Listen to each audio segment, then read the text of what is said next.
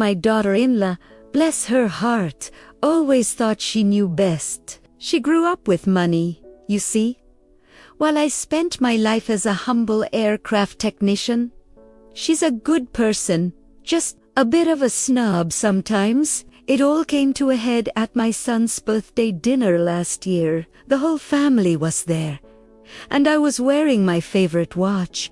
It wasn't flashy, just a simple, elegant timepiece that I'd had for decades. As we were eating, she noticed it. "Oh, that's a nice little watch, Dad," she said, a bit too loudly. "Is it a replica? It looks like one of those expensive Patek Philippe models. A pretty good copy, I must say." I just smiled and shook my head. "No, dear," I replied quietly. "It's real." She just laughed, a dismissive little sound. "Oh, Dad, don't be silly. A real one would cost more than your house. There's no shame in a good fake." The table went quiet. My son looked mortified. I felt my face flush, but I didn't want to cause a scene. I just changed the subject, but her words stung more than I cared to admit. That night, I took the watch off and put it in a drawer. I didn't wear it again for a long time. That watch had a story. Back in the 1970s, I was stationed in Germany with the Royal Air Force. I was young, loved flying, and was fascinated by mechanics, whether it was a jet engine or a tiny watch movement. One day, I saw an ad for a Patek Philippe watch, a specific model, the reference 2499. It was beautiful. For me, it was the pinnacle of watchmaking. I knew I had to have it. For over a year, I saved every penny I could. I worked extra shifts, ate cheap meals, and passed on nights out with my buddies. It was a huge sacrifice, but I was determined. Finally, I had enough. I walked into the jeweler in Frankfurt and bought it. It cost me about 3 months' salary. My friends thought I was crazy, but I didn't care. It wasn't just a watch. It was a piece of engineering art. Over the years, it was my constant companion. It was on my wrist when I married my wife, when my son was born, and through countless flights across the world. It kept perfect time, a silent testament to its incredible craftsmanship. I never thought of it as a financial investment. It was just my watch.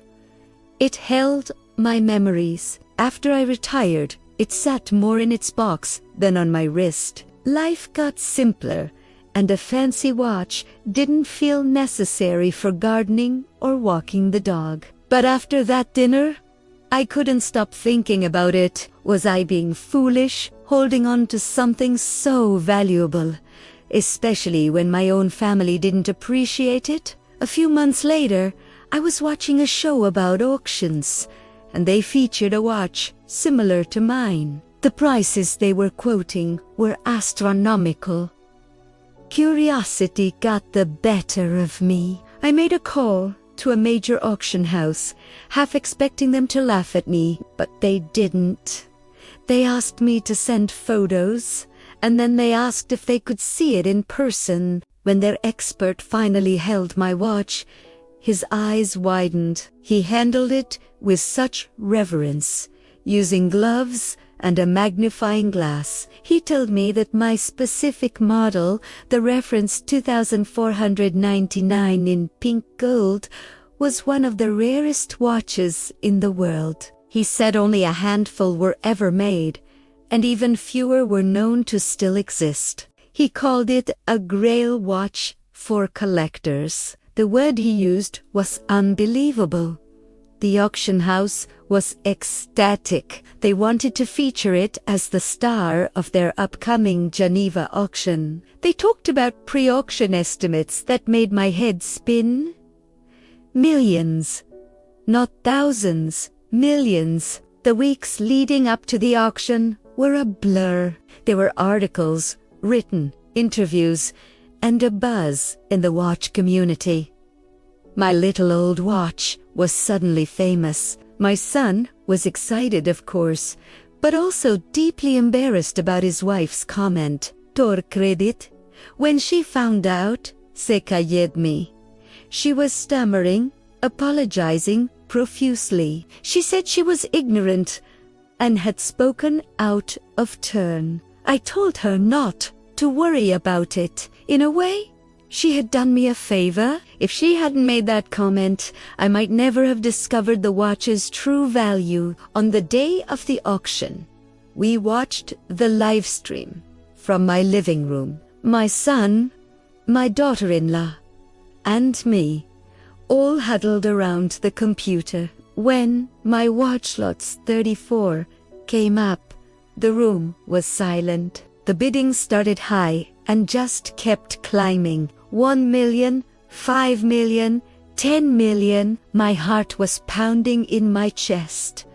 It felt completely surreal. The auctioneer's voice was a frantic crescendo as bids flew in from all over the world. 20 million.